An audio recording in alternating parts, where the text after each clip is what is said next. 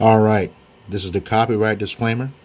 The copyright disclaimer under Section 107 of the Copyright Act of 1976. Allowance is made for fair use for purposes such as criticism, comment, news reporting, teaching, scholarship, education, and research. Fair use is a use permitted by copyright statute that might otherwise be infringing. Fair use, fair use, fair use.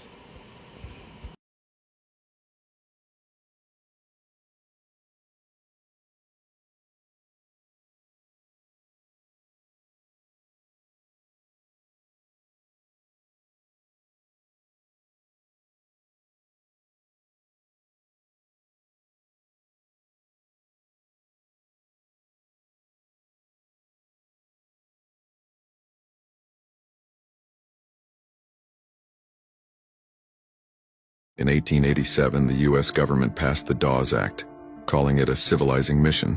They promised Native families farmland, citizenship, and a pathway into American society. But behind that promise was the most devastating land grab in Native history. The act split tribal land into individual plots, forcing Native people to abandon their traditions, their communal way of life, and their sovereignty. And anything the government labeled surplus was simply sold to white settlers. Overnight, 90 million acres of native land disappeared. Families were pushed into unfamiliar farming. Kids were taken to boarding schools to kill the Indian, save the man. And nations that had stood strong for thousands of years were left fractured. What they called assimilation was really erasure, a slow-motion robbery carried out on paper. The Dawes Act wasn't just a policy.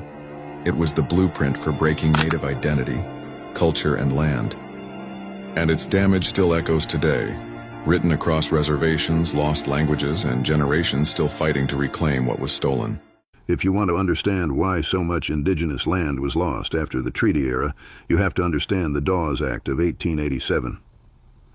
After reservations were created, the U.S. government introduced a policy that changed everything. Instead of tribal nations holding land together, the Dawes Act forced land to be divided into individual allotments, usually 80 to 160 acres per person. Anything not assigned to an individual was labeled surplus land. And that so-called surplus, even though it came directly from reservations, was open to settlers, ranchers, railroads, and corporations. This single law caused the loss of 90 million acres of indigenous land. The goal was clear: to break up tribal nations by ending communal landholding and forcing Western-style individual ownership, a system that did not match indigenous governance, culture, or values. The Dawes Act also created fractionation, where one allotment split into dozens or even hundreds of shared heirs across generations. This made the land nearly impossible to use, develop, or reclaim. Many families lost their allotments because taxes were introduced, paperwork was complex, or land was sold without full consent. By the early 1900s, reservation maps looked nothing like the original treaty lands. Huge portions were gone, not by war, but by policy. If you want to understand why the land back movement exists today, it starts here, with the Dawes Act.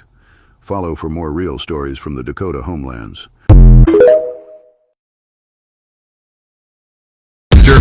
What do you call it when they stop stealing whole nations at once and start cutting the land up piece by piece?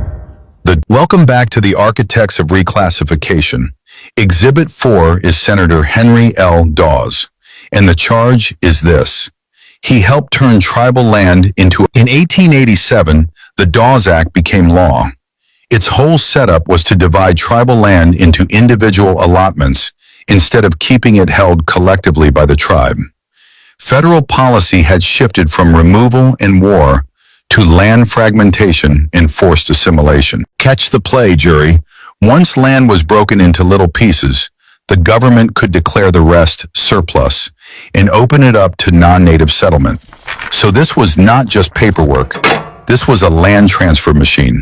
And it hit hard. Historians and federal records both point to allotment as a major driver of native land loss, with native land holdings dropping dramatically between 1887 and... So Dawes matters because Jackson helped clear people off the land, but Dawes helped slice up what was left. This is where the attack gets more surgical. Not just removal, disassembly. And once you break up tribal land, you weaken tribal power. tribal continuity, and the paper trail tied to collective identity. That is why allotment belongs in the reclassification story. It helped turn nations into scattered parcels and survivors into administrated individuals. So jury, here's the question. Was Henry Dawes helping people own land or helping the government dismantle a people through land policy? Drop your verdict in the comments. Hit that plus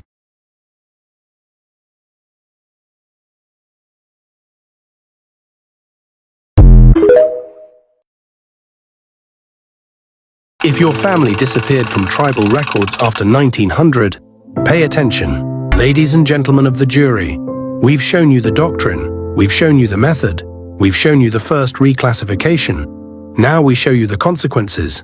Once indigenous children were renamed, baptized, and relabeled in school records, those new identities followed them into the US Census, into land rolls, into federal registries. And when the Dawes Act of 1887 broke up tribal lands into individual allotments, eligibility depended on one thing: recognition as Indian on paper. If you were listed as colored or Negro instead, no allotment, no land, no treaty protections, no inheritance claim. That land didn't vanish. It was declared surplus and open to settlers. So understand this clearly. Boarding schools didn't just erase culture, they cleared the legal pathway for land redistribution. First, remove the child. Second, remove the identity. Third, remove the land. That is the pipeline. This is where the schoolhouse connects directly to the paper genocide protocol. Exhibit C4 rests. Hit that plus button so you can follow the case.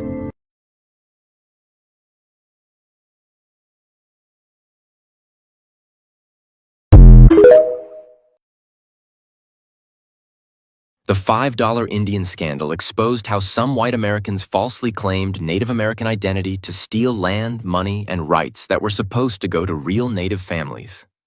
During the early 1900s, the U.S. government gave land allotments and oil rights to members of tribes like the Cherokee Nation and the Choctaw Nation. But corrupt officials, lawyers, and wealthy white settlers paid people around $5 to lie and say they had Native ancestry so they could be added to tribal rolls. At the same time, many Black Americans and Black Native people were being denied land, rights, and recognition. Some actual Native descendants were pushed aside while fake claims opened doors for outsiders to profit from oil-rich land and government benefits. It became one of the biggest identity fraud scandals connected to Native land theft in U.S. history. The story shows how greed and racism worked together during that era, using loopholes, fake records, and corruption to keep wealth and land out of the hands of Black and Native communities. A lot of people still don't know how deep these schemes really went.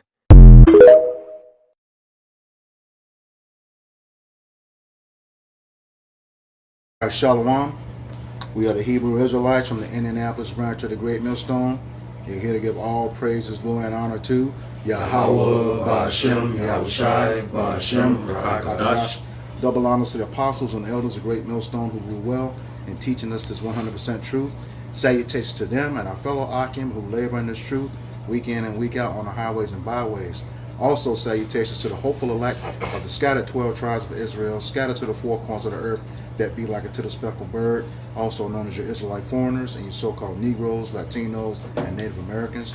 To you, we say Shalom. Shalom. All right, today is another installment of our camp series called For Thy Violence Against Thy Brother Jacob, where we go into the brutal and treacherous history that Esau Edom, the so-called white man who is the wicked, according to Malachi 1 and 4, has inflicted upon the children of Israel since the beginning of time, since he really, going all the way back to when we were exiting Egypt. They came up from behind, going into the promised land, they came up from behind and attacked us, all right? And it's been nonstop ever since, okay? Especially since they've been in power since the Renaissance period, all right? On the screen today, you see today's subject. We're going to be going into the Dawes Act, of which started in 1887, about how they did the Northern Kingdom, and getting the details about that.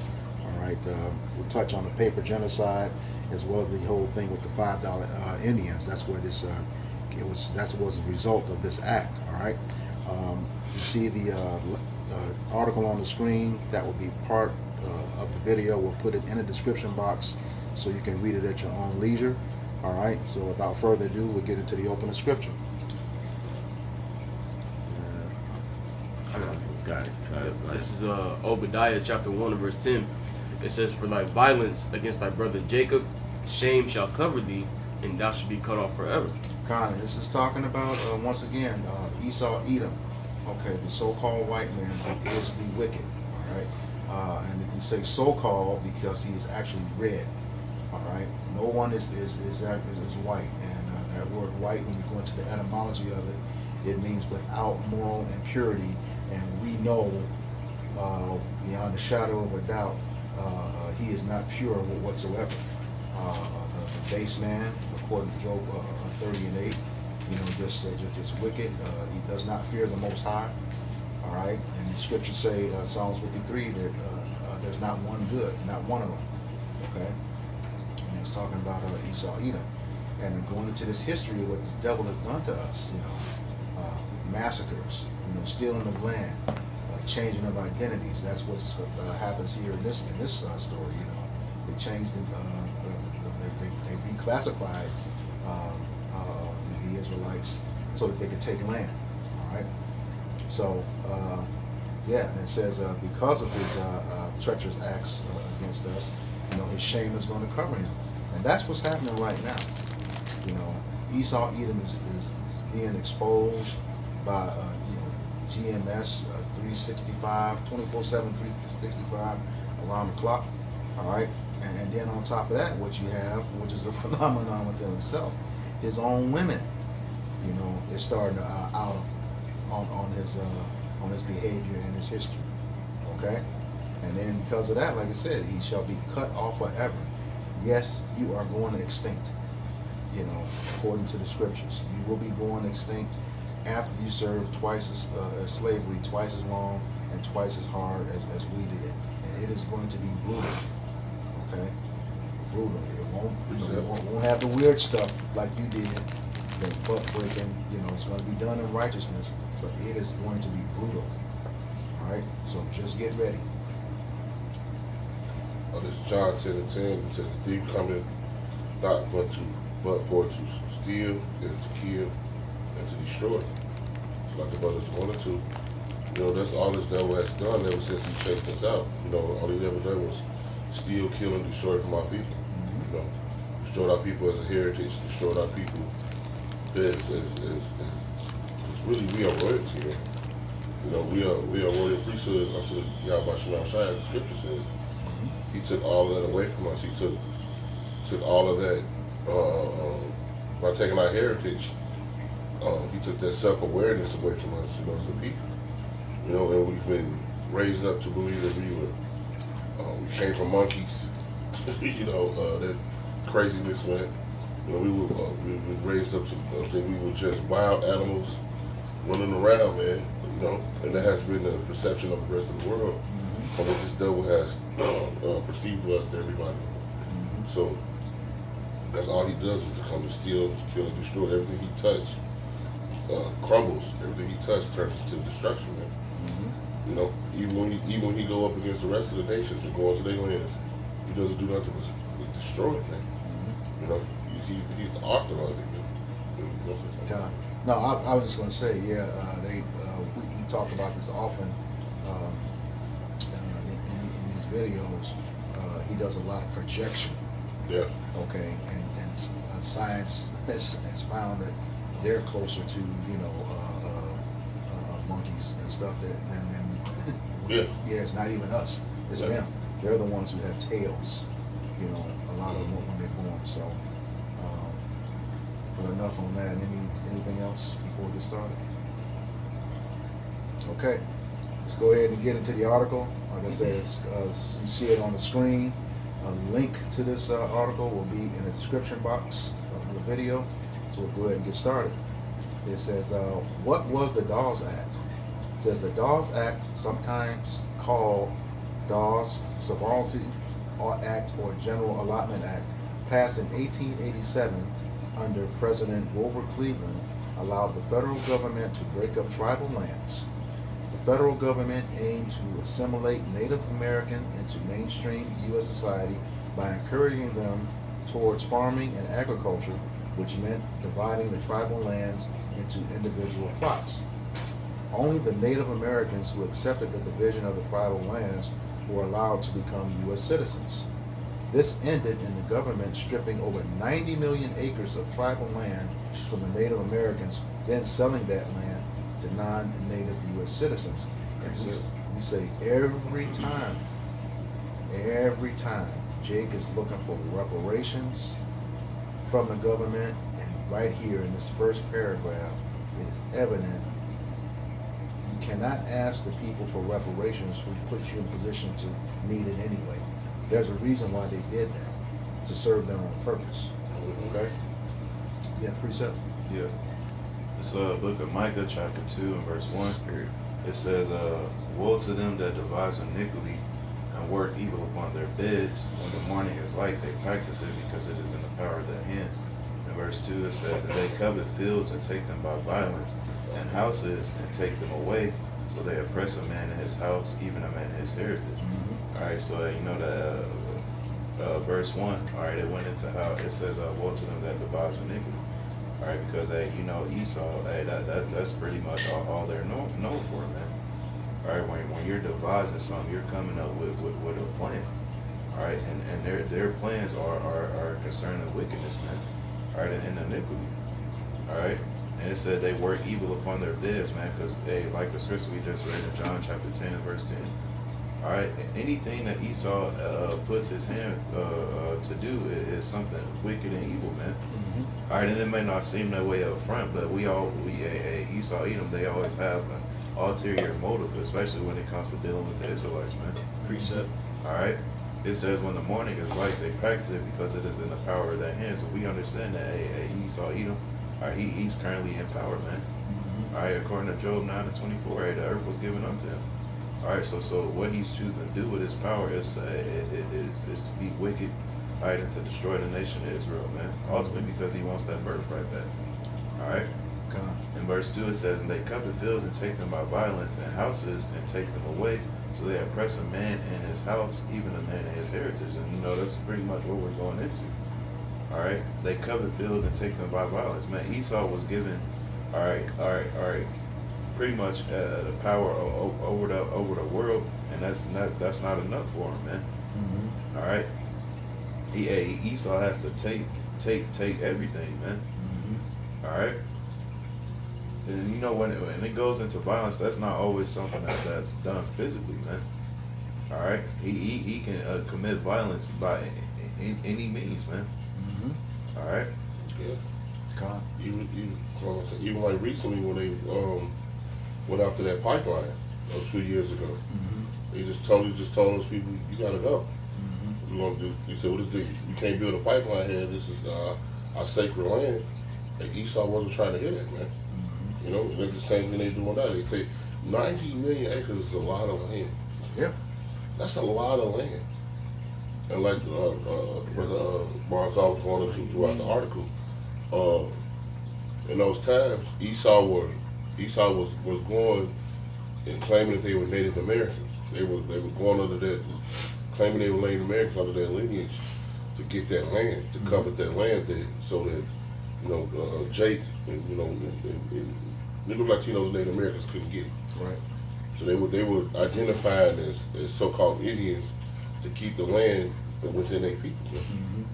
Because like you said, I'll just expound on what you said. It said even a man and his house and his heritage. Okay, we know that can be a physical house as well, but you're also known by the house of your fathers, which is your heritage. And then going to what you just said, that's exactly what they did. Oppressed the man in his house.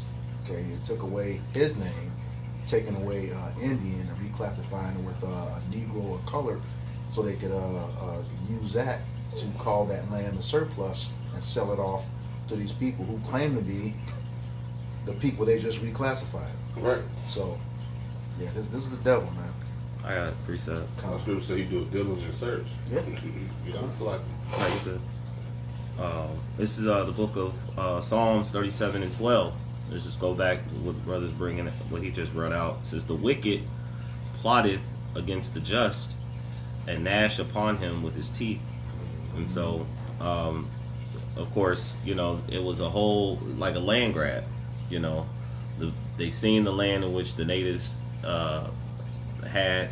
You know, they came over here into the Americas, and then they just started setting laws and just telling their people they can come and that this is free land. When the natives occupied it, they had propaganda, you know, as far as like calling them savages and saying that they, you know, uncivilized people, which gave them justification to go in and to treat our people the way that they did treat them. We'll see also, you know, how they then tried to go into learn, like, went into sending them into boarding schools and different things like that.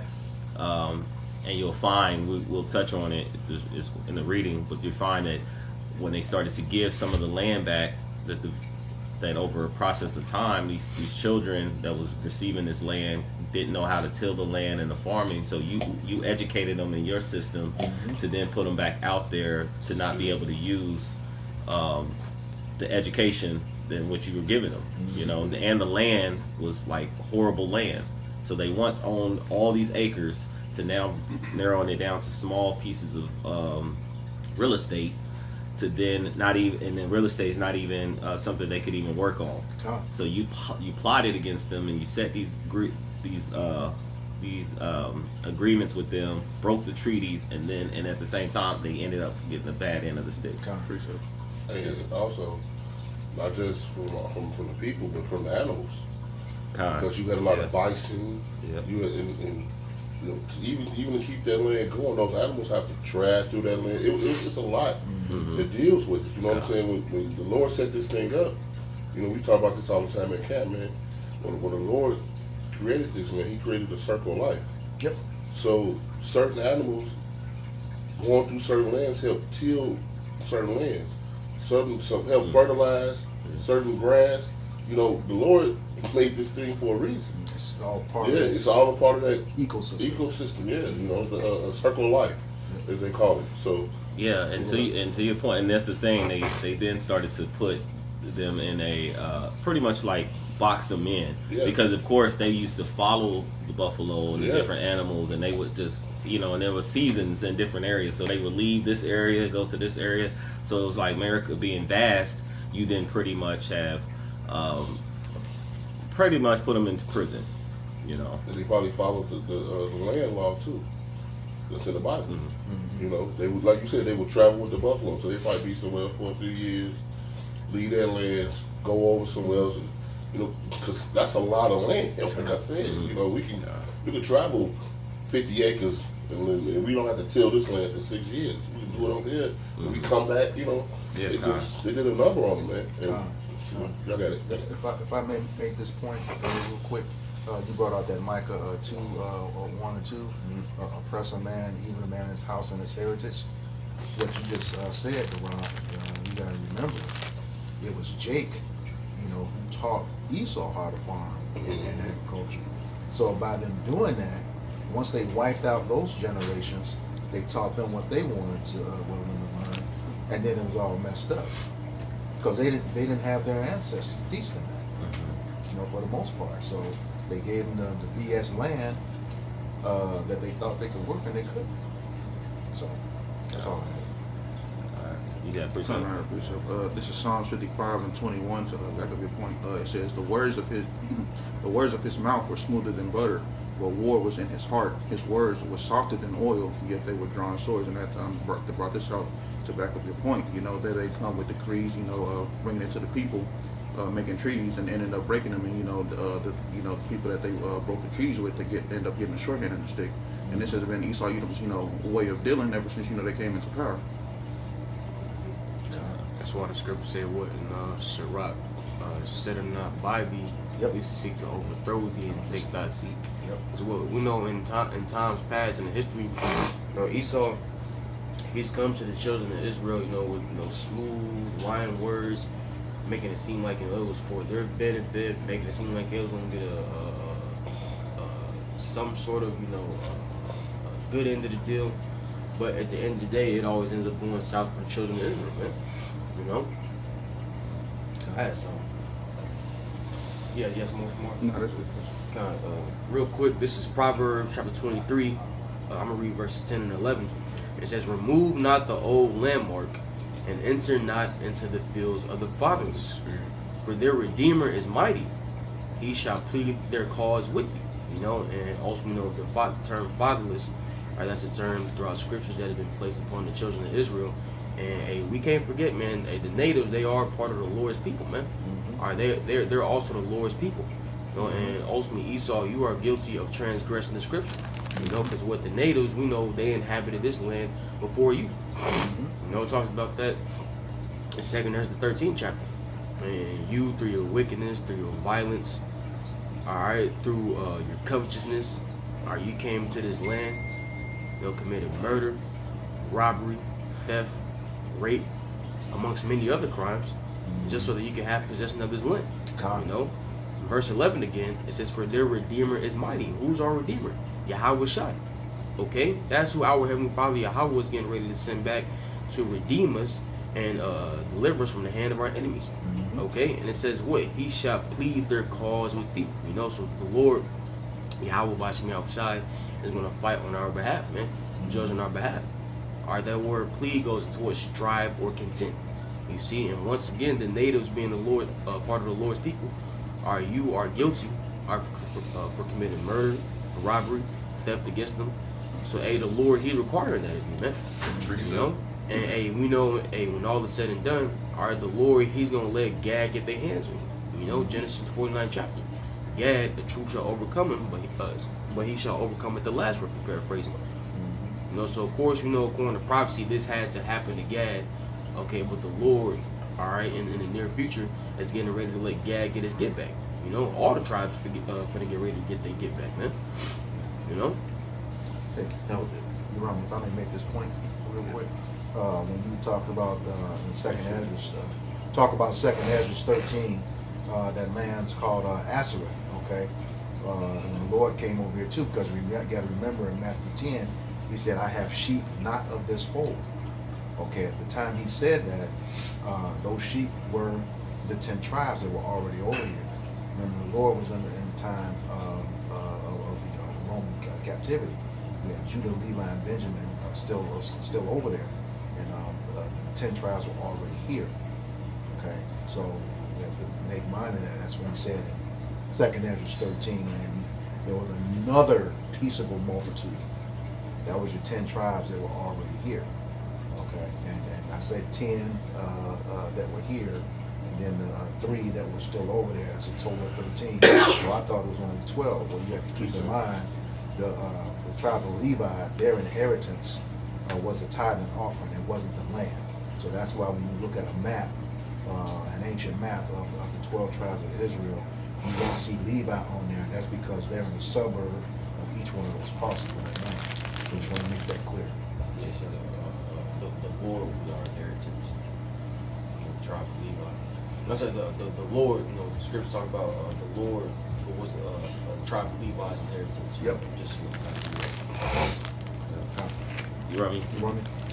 This is Habakkuk chapter 2 and verse 12. It says, woe to him that buildeth a town with blood and establisheth a city by iniquity. All right, and this is going into Esau Edom. You know, woe meaning death and destruction, man. You know, because Esau, you know, the way that he was able to gain his power and have this kingdom to be striving was off the blood of our people, man. You know, the northern kingdom, man. You know, also include the southern kingdom too, but it was off the backs of our people. All right, and he you know, invaded our people's lands. Push Jake further. Like, for example, Issachar used to own Texas, man. In parts around it, man. And Esau, when he pushed Issachar back further towards Mexico, man. You know, and Esau, he did that to all the tribes, man. Invade their lands, invade their native lands. You know, oppress them. You know, just like the brother Double One brought out earlier, in Micah, the 2nd chapter. But Esau, what he covets fields and takes them by violence, man.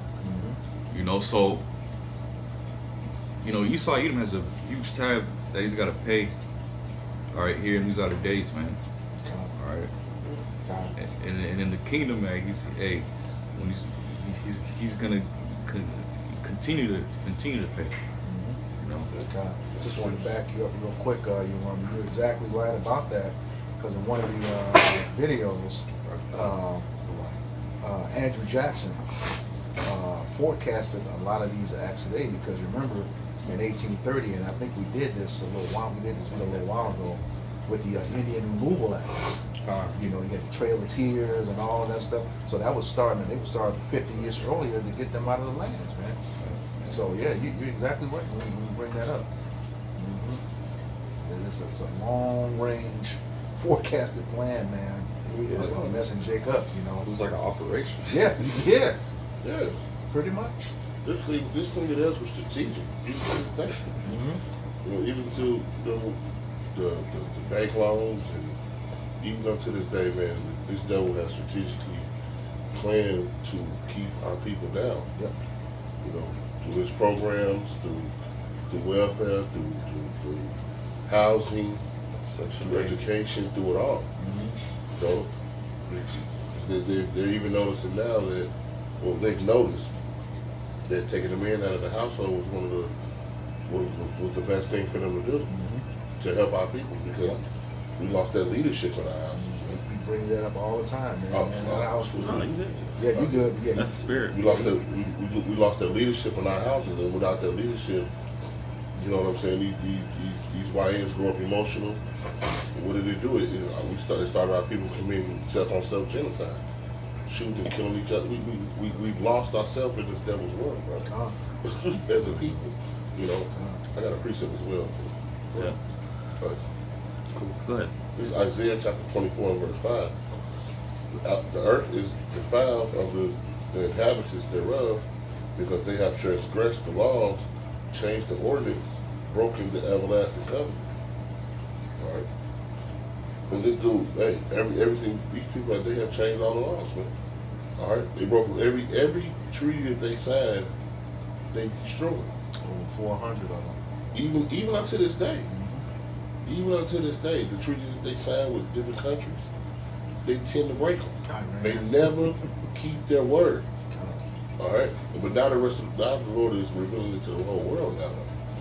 You know, just like you were going into earlier. Now the Lord is lifting that skirt up on this thing. We're seeing this thing come out. We can't keep up with some of the news.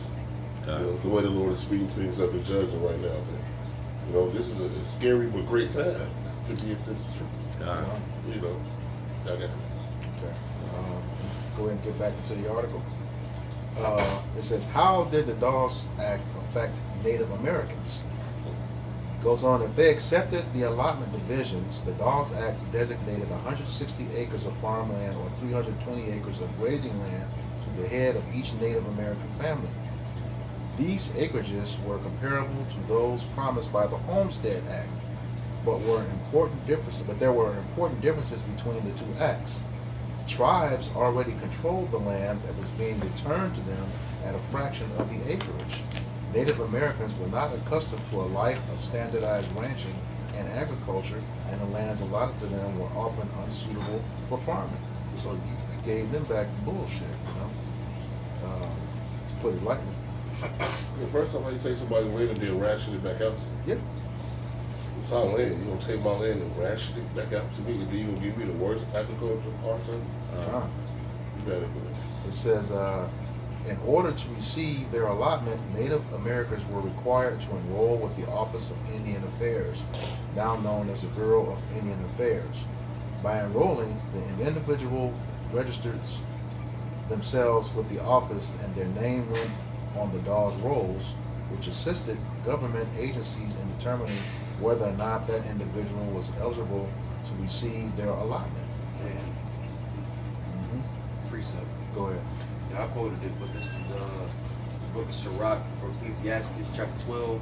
I'll start at verse 10. It says, never trust thine enemy, for like his iron rusted, so is his wickedness. he humbled himself and go crouching, yet take good heed. Yet take good heed and beware. And that's how Esau worked. When he comes to you in a lowly spirit, and he comes to you pretending to be humble, but really, within his mind, he has different ulterior motives. And ultimately, that's to overthrow you. Okay? It says, and thou shalt be unto him as if thou hast wiped a looking glass, and thou shalt know that his rust hath not been altogether wiped away. Because in the end of all that, right, his wickedness was still shown forth. Then, right, his true intentions were still shown forth. Okay, because that's wicked right there. For you to steal land and then come up with an unrighteous decree, and through that unrighteous decree that they registered through, it's not even certain if they're going to receive a certain allotment of that land. Let's say verse 12, set him not by thee, least when he hath overthrown thee, he stand up in thy place. Neither let him sit at thy right hand, least he seek to take thy seat. And is that not what happened? All right, our people, our native brothers, right? They had their land stripped from them, and they were pushed into certain areas that weren't suitable for them, man. It says, and thou at the last remember my words and be pricked with it. See, so at the end of the day, the enemy, right, is never, doing things that is to, benefit you, man. All right, every time he comes with a righteous decree or a proposition or whatever, right, he tries to come with an agreement or a treaty or whatever, right, ultimately it's to benefit him. He in his mind, you have no part in this. He wants to completely take what you got, man, and use it for his benefit. Let me link up with him real quick. This is you have more? No, that was it. This is Deuteronomy chapter 28, verse 43 and 44. It says, the stranger that is within thee shall get up above thee very high, and thou shalt come down very low. Because again, this was a native land, and when the Europeans, when they came over, they were strangers. They had to be taught how to navigate the land and things like that. And as we're reading, they systematically look to find ways to take over the people.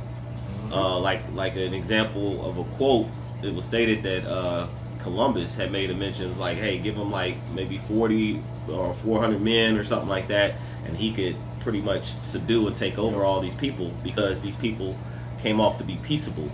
Well, not came off, we were a peaceable people.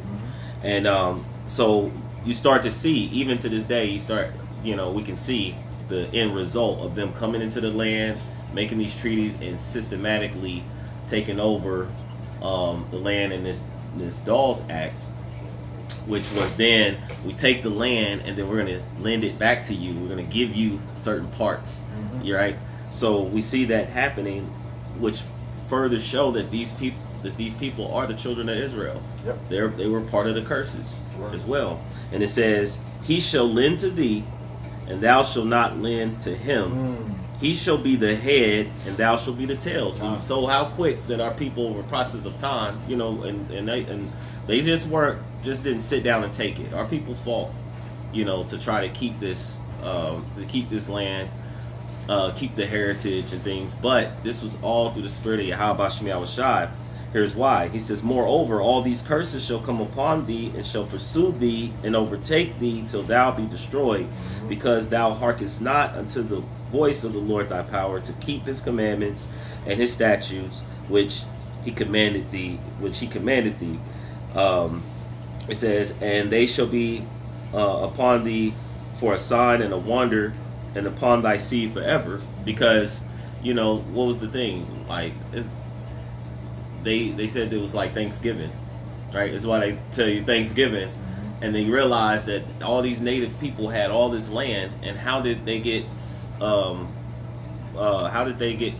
boxed in down to like reservations, right? They ended up getting bad end of the stick. Another thing that you brought out, Azareth. One thing that it said is that that they didn't even keep the laws when they came here. They did to a point, but they didn't keep the law even when they came here. They started to still go into blood sacrifices and things like that. And Apocalypto is like an example movie of like some of the things that they were doing when they were over here. So the Lord, again, it was all prophecy that they would be over here. Then of course the native or the so-called blacks, you know, Judah, Benjamin, Levi, eventually become over here, because in Jeremiah it tells you that they would be oppressed together. Yep.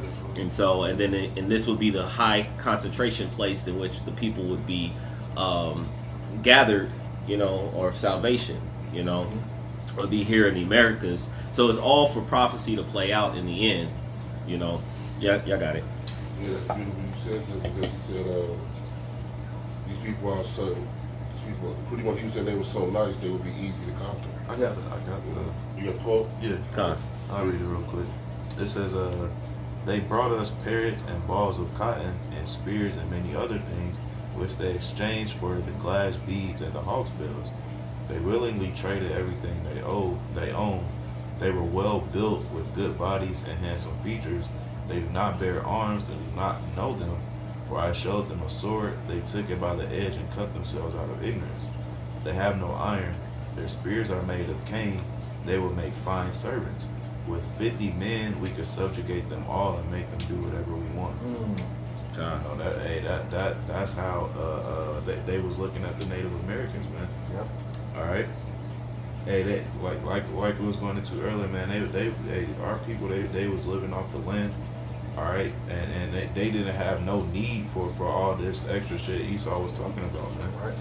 All right, but he came over here and took advantage of our people, man. All right, took the land. All right, divided up something that don't even belong to them, man. All right, but like the brother Barra was going into, it was all for prophecy's sake. But that still goes to show you that wicked, evil spirit Esau has towards the nation of Israel, man. All right. So, and yeah, and just to show, like in the curses, you know, different parts in Deuteronomy 28, they happen, you know, to different tribes at different points of time. So, you know, it's not an all black thing, you know, the so-called, you know, it's the whole nation. So when you look at these different tribes, you find that even too, from the language that was taken, you see that a lot of them were, you know, taken by the captors. You know, and we ended up speaking their language. We ended up going into their customs, which which made us, you know, heathen in spirit. Yep. You know, so I don't go too far in that. We go ahead. Okay. This book of Psalms, chapter 94, beginning at verse 20. It says, "Shall the throne of iniquity have fellowship with thee, which frameth mischief by law?" So what it's saying is, you know, the king of sin, you know, Esau, Edom. Did I say that right? Heathen in spirit? Is it, or is it flesh? I don't make sure we clarify that. Okay. Yeah. I just want to, okay. The one. It says, Psalms 94 and 20, "Shall the throne of iniquity have fellowship with thee, which frameth mischief by law?" You know, like you were saying, you know, this was all about them. You know, they used those treaties, 400 plus treaties, which actually were mischief, because it ultimately benefited them. They broke all of them. You know, they used those treaties to reel Jake in, the Native Americans in, and then turned on them. All right? And then, like I said, you know, you got the king under the throne of iniquity. You know, in other words, the king of sin. All right? So they have fellowship with you. Going back into Sirach chapter 12 that you mentioned. No, you never trust your enemy. All right? It says, they gather themselves together, verse 21, "They gather themselves together against the souls of the righteous and condemn the innocent blood." They did a whole lot of slaughtering to take that land too. It wasn't just an act. You know, like we were talking about in the car on the way here. You know, that Andrew Jackson and that Indian Removal Act was horrible, man. You know, they had Jake, you know, out there, dying out there in those harsh winters, you know, so on and so forth. Okay, it says, verse 22, "But Yahweh B'Shem Yahushai is my defense, and my power is the rock of my refuge. And he shall bring upon them their own iniquity, and shall cut them off in their own wickedness. Yea, Yahweh our power shall cut them off." So, like you were saying earlier, you know what I mean? there's a huge tab they gotta pay, man, for what they've done. You know, we're on video 227 right now. That's still just scratching the surface of everything that this devil has done. You know, we haven't, you know, we're just at the tip of the iceberg in terms of all this stuff that he's done. So it's gonna be a huge tab, man. Yep. Just we're gonna switch it up just a little bit because you post the article in the description, so you can go in if you want to read more on this article. You go in and click on the link, read a little bit more in depth. As far as I know, we touched on a big portion of what was going on, but what I would like for us to do is someone can go ahead and grab the Trail of Tears. Just do like a brief description of the Trail of Tears. The other thing we talked on, the pepper genocide, $5 and somebody grabbed the $5 Indian. Let's hit on those real quick. I got the pepper genocide. Go ahead and speak up. So, excuse me. It says here from Google AI. It says paper genocide is a systemic erasure of a group of people from official historical and demographic records, like censuses, to make them disappear on paper. By intentionally altering, destroying, or misclassifying documents, governments or colonial powers can legally extinguish a culture's identity without mass casualties. Since the term is predominantly used in a North American and Caribbean context, it says indigenous erasure. It famously occurred during colonization. For instance, early Puerto Rican censuses went from listing thousands of native people to absolutely zero in just a few years, officially declaring the indigenous population extinct. It says here the Racial Integrity Act and the precept. This is Jeremiah 17 and 4. He says, "And thou even thyself shall discontinue from thy heritage that I gave thee, and I will cause thee to serve thy enemies in the land which thou knowest not, for ye have kindled a fire in mine anger, which shall burn forever." So, of course, the natives, the point I want to get in there is that they even discontinued from what they were, the customs and things they had here in the Americas, you know, by what you were just reading, you know, to the point of them becoming not a people. You know, go ahead. That if I may add, you know, he said, "I will discontinue thou, even now in your heritage."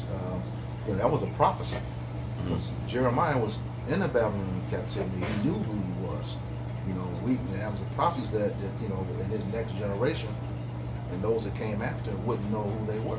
Right. He knew exactly who he was. God. Yes, This is Psalm chapter 83. The point is in 4. I'll start at 1. It says, "A song or psalm of Asaph. Keep not thou silence, O Yahweh Bashmi Yahushai.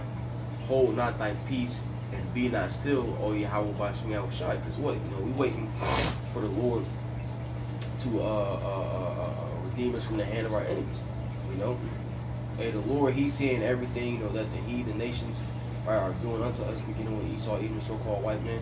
Hey, we complain to the Lord to ultimately avenge us of our enemies, man. You know, verse 2: "For lo, thine enemies make a tumult, and they that hate thee have lifted up their head." You know, which tumult basically goes like, you know, a war cry. You know, and ultimately all these nations, beginning with the nation of Edom, are against us, man.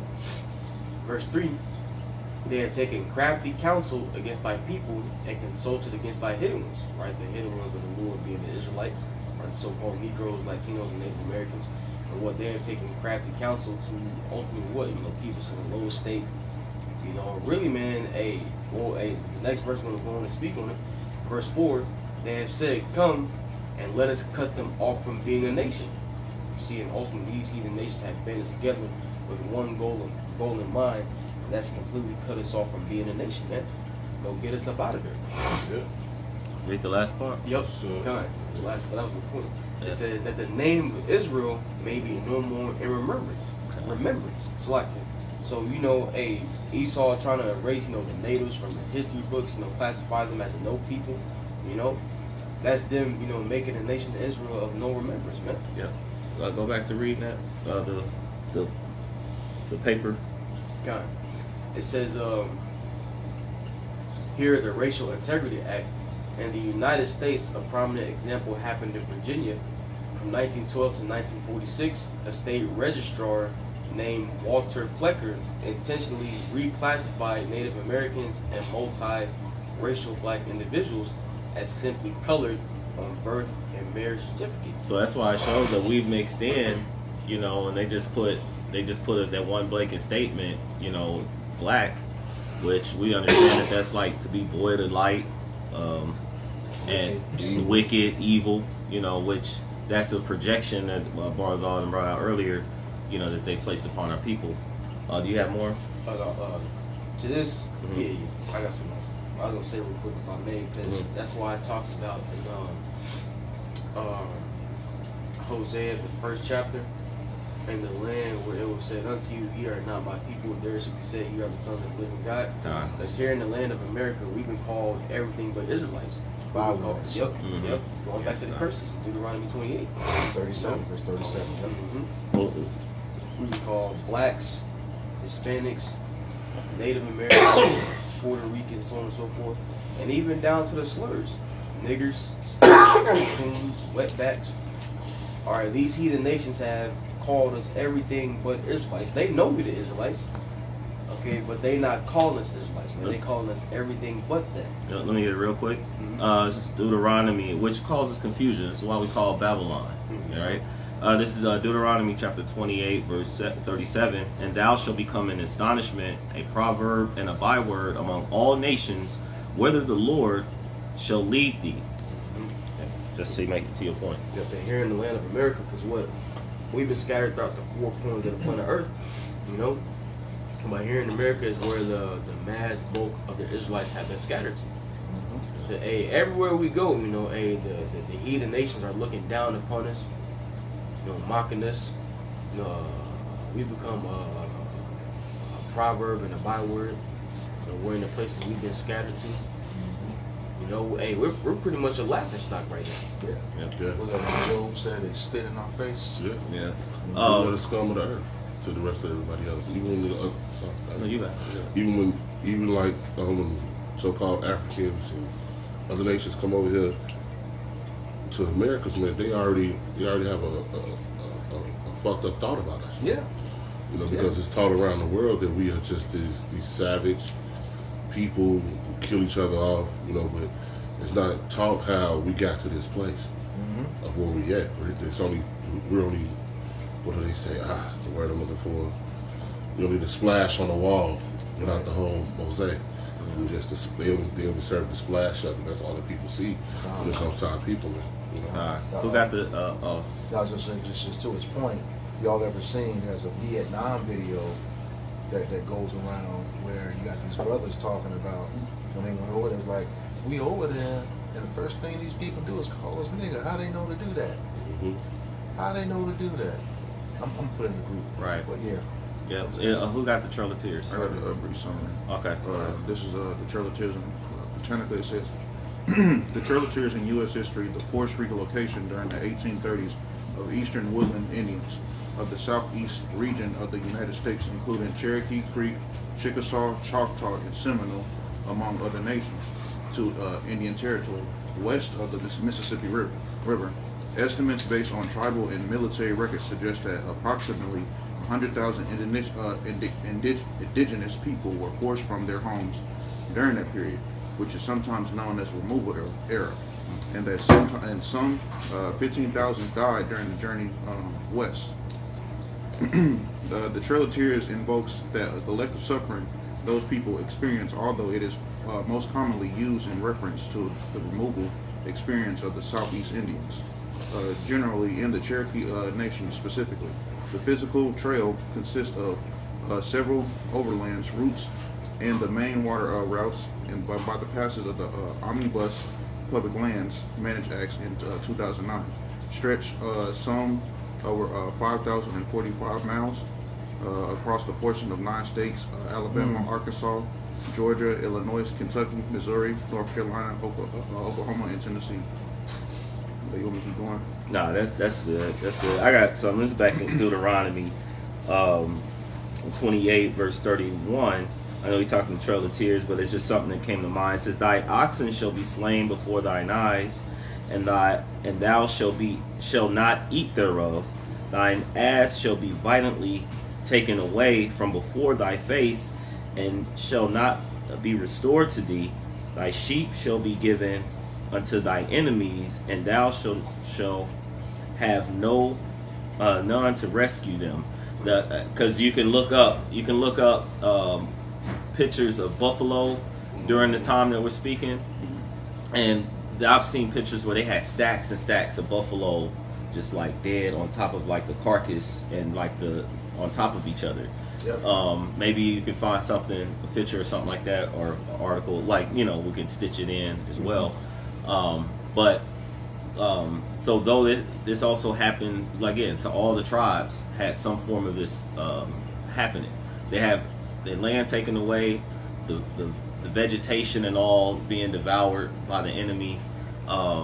They're telling their people, you know, the Edomites are telling them to come and take the land and just go and settle in these places. And the places in which they go settle, they're taking the sheep. They're stealing from the people, the natives in the land, and so they're just seeing all their stuff just being gobbled up. Mm-hmm. Do you want the $5? Yep. Okay. Yeah. You can speak on it. Go ahead. Okay. On the $5 Indian, ask a question. This is Google AI again. What is a $5 Indian?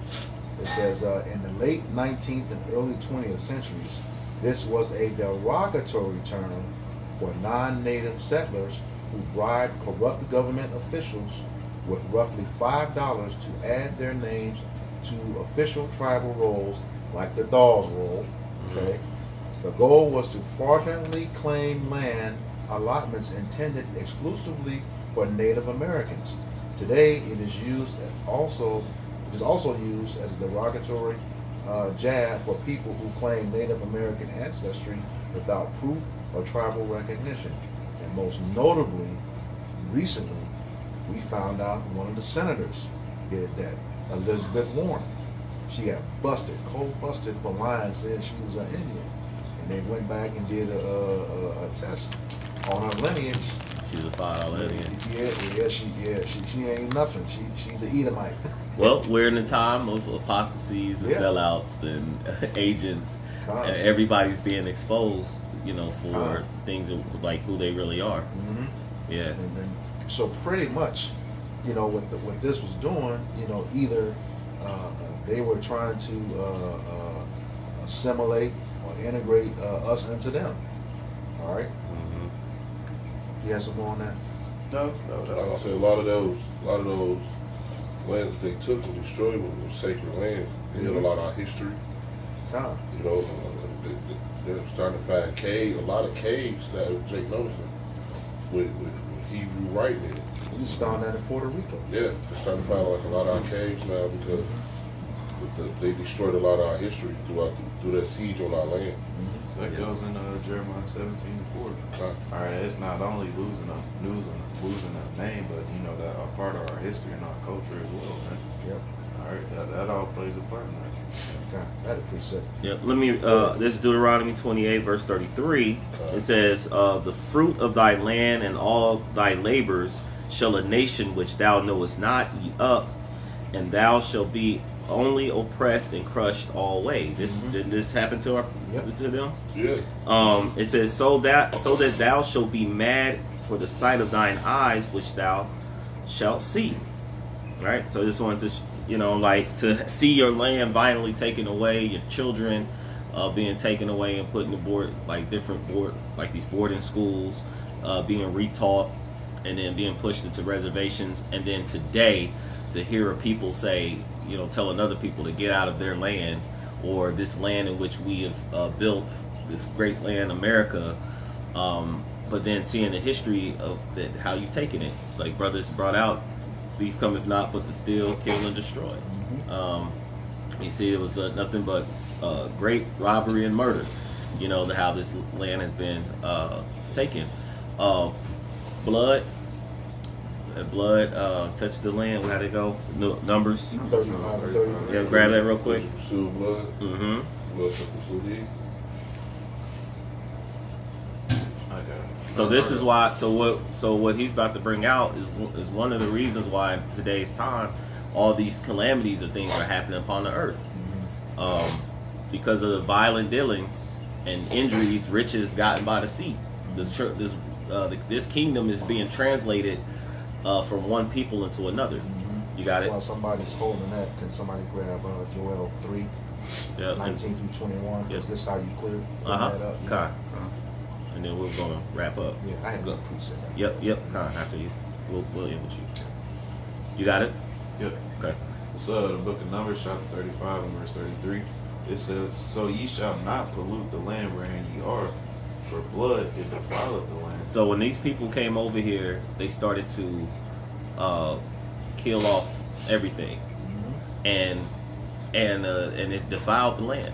Like Isaiah says that the earth is defiled under the inhabitants thereof. You know, now once they took over and they started going and placing their mark in all these different places, everywhere they went, what followed them, like your brother brought out earlier today, he says, with death and hell followed behind them.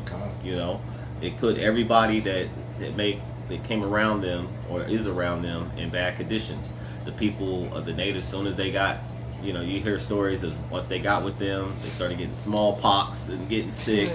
You gave them fire water. We didn't even mention that. You give them fire water, got them drunk, and once you got the men drunk, you slaughtered them, and then took advantage of the women and children. So it was a onslaught. That's why he said, and they would only be crushed always, continuously, even to this day.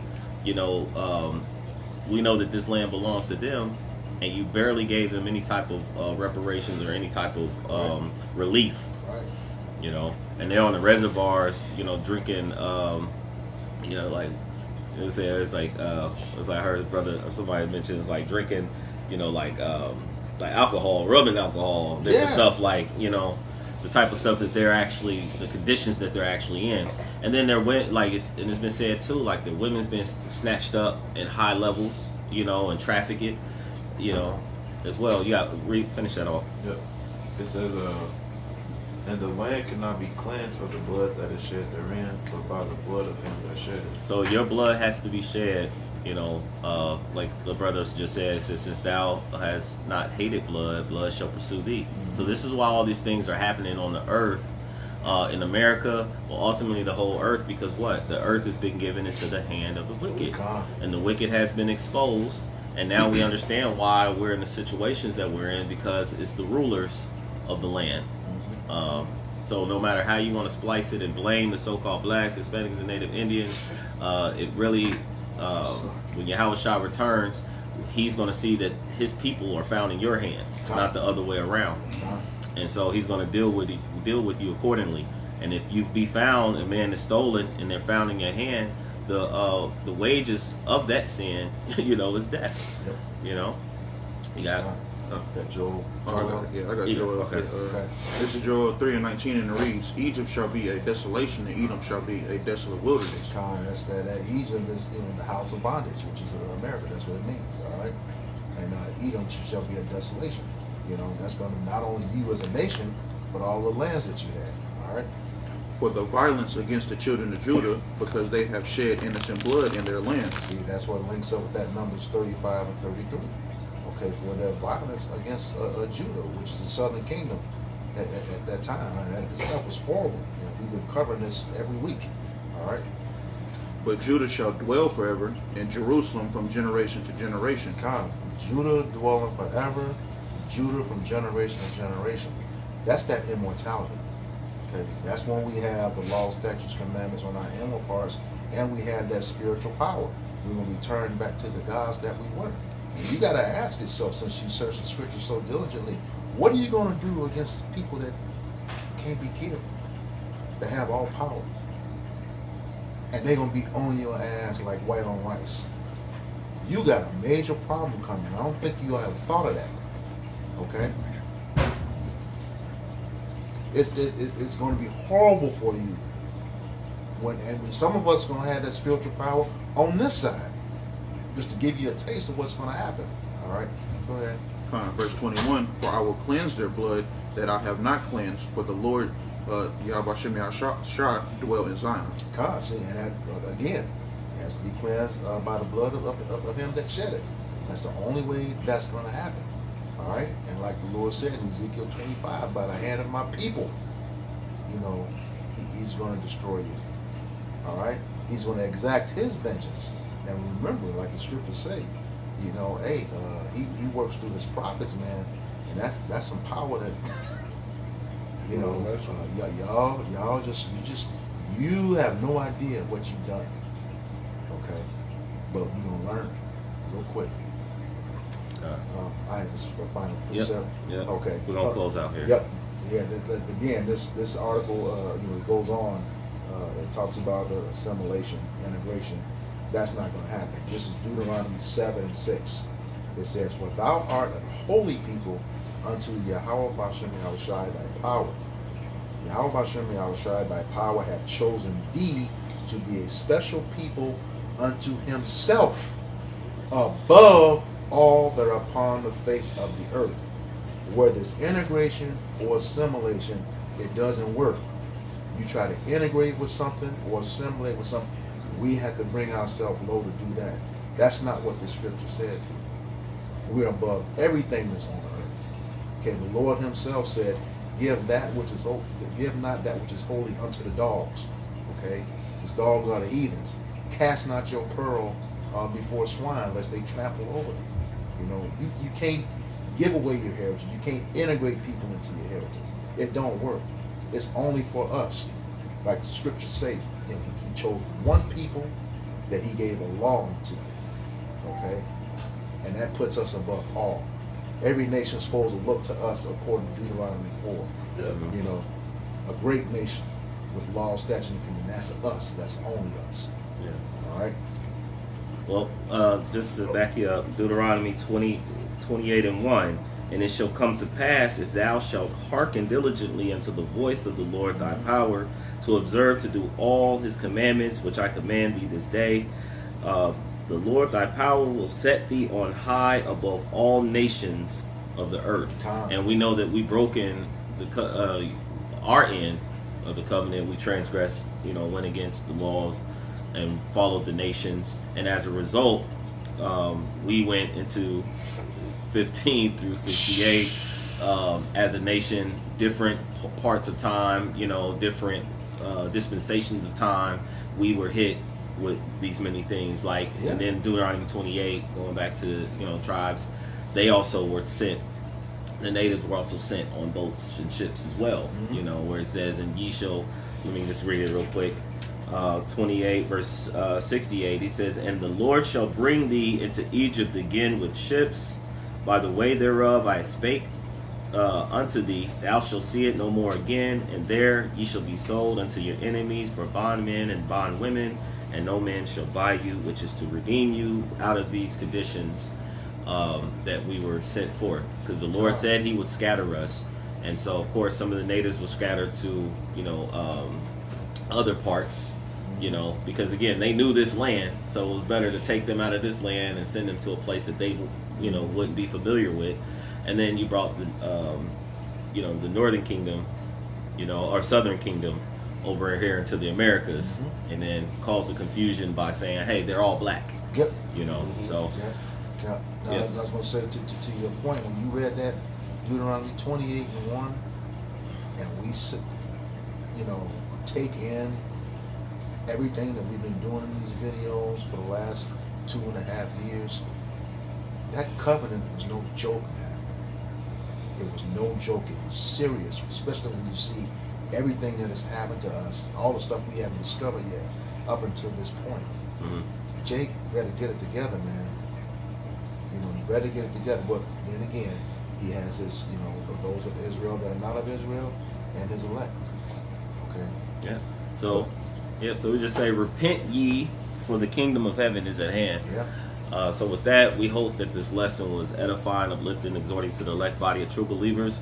Before we end, we like to give all praise, honor, and glory to Yahweh, Ba'ashem, Yahweh Shai, Ba'ashem, Rakakwadash. Double honors to the apostles and elders of Great Millstone. Peace and salutations to the hopeful elect scattered throughout the four corners of the globe. Until next time, all those listening and learning to you, we say Shalom. Shalom. We got next.